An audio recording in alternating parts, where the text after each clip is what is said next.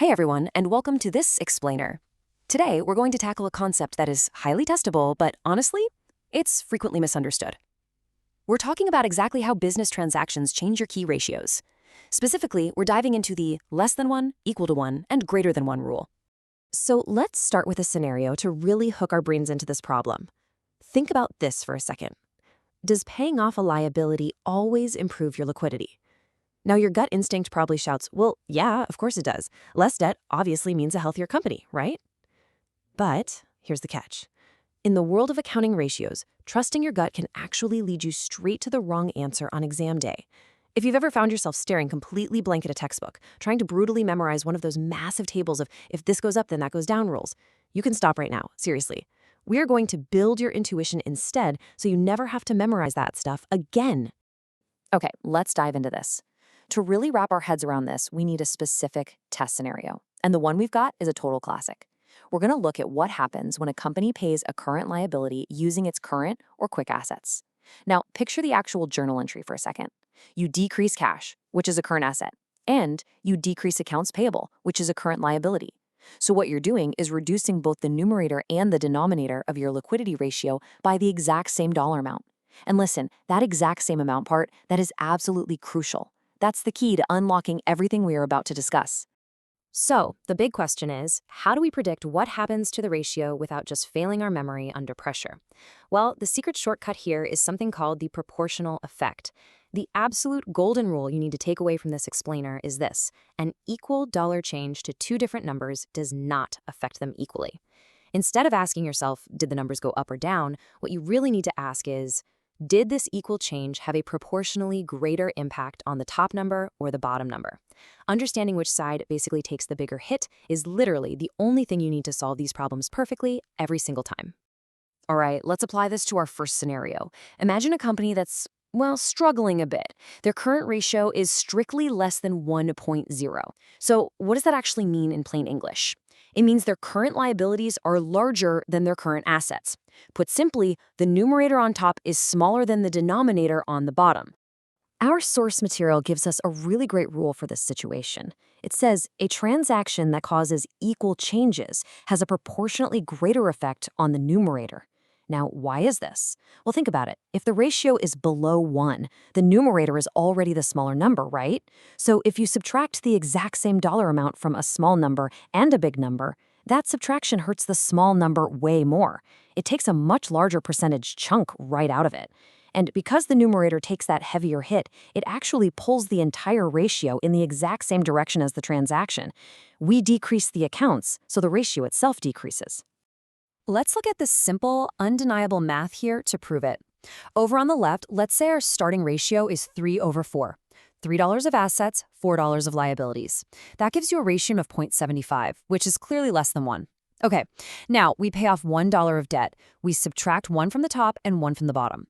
3 minus 1 is 2, 4 minus 1 is 3. So our new ratio on the right is 2/3. Well, 2 divided by 3 is 0.66. Look at that. You just paid off debt, but your ratio actually dropped from 0.75 to 0.66. For a struggling company, paying off that liability actually made their liquidity ratio look even worse on paper. Wild, right? Okay, let's pick up the pace a bit and look at a perfectly balanced company. In this case, their starting ratio is exactly equal to 1.0.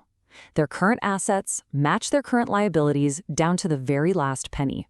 So the numerator and the denominator are completely identical. Now, for this scenario, the rule is incredibly simple. Equal changes do absolutely nothing to the ratio. When the top and bottom numbers are the exact same size to start with, subtracting the exact same amount from both of them hurts them both equally. There's no disproportionate impact here. Neither side wins the tug-of-war. Let's test it out. On the left side, let's start with 4/4. That obviously equals 1. We pay $1 of debt, meaning we subtract 1 from the numerator and 1 from the denominator. 4 minus 1 becomes 3 on top and 3 on the bottom. So we are left with 3/3 on the right side. And what does 3/3 equal? Exactly 1.0. The transaction happened, cash left the building, the debt was totally cleared, but the liquidity ratio, it remained completely unchanged. It didn't budge. Finally, let's look at a really healthy, highly liquid company. This is a business where the starting current ratio is greater than 1.0. Here, the current assets, the numerator, are larger than the current liabilities, the denominator. And here's our inverse memory shortcut. A transaction that causes equal changes has a proportionally greater effect on the denominator. Because the ratio is above 1, the denominator is now the little guy. It's the smaller number. So when you subtract the exact same dollar amount from both, it hits that smaller denominator proportionally harder. And here's the trick with fractions. When a denominator shrinks dramatically, it actually pushes the overall value of the fraction up. So the ratio moves in the exact opposite direction of the decrease. Let's see how this plays out in the math. On the left side, we start with $4 of assets and $3 of liabilities. 4 over 3 is 1.33. That is definitely greater than 1. Now, let's pay off $1 of debt again. Subtract 1 from the 4 to get 3, subtract 1 from the 3 to get 2. Look at our new ratio over on the right. 3 over 2, and 3 divided by 2 equals 1.5.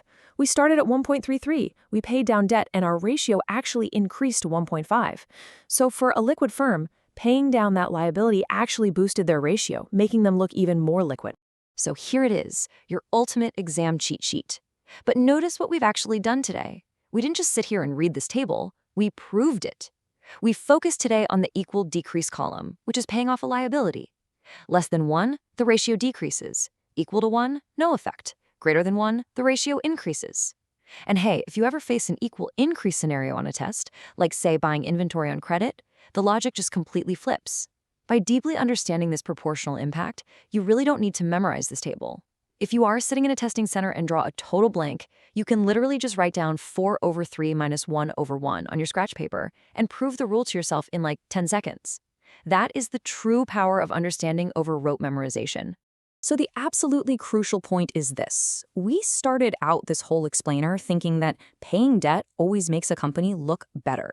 But we just definitively proved that depending entirely on the starting ratio, paying debt can make liquidity look worse, do absolutely nothing, or make it look better. It really forces us to step back and ask a much larger question. What other business assumptions are just hiding behind simple math? It really goes to show that in financial analysis, trusting mathematical mechanics will absolutely always be trusting your gut intuition. I really hope this framework helps you dissect these KPIs with total confidence moving forward. Thank you so much for joining me for this explainer, and remember, keep questioning the math behind the business.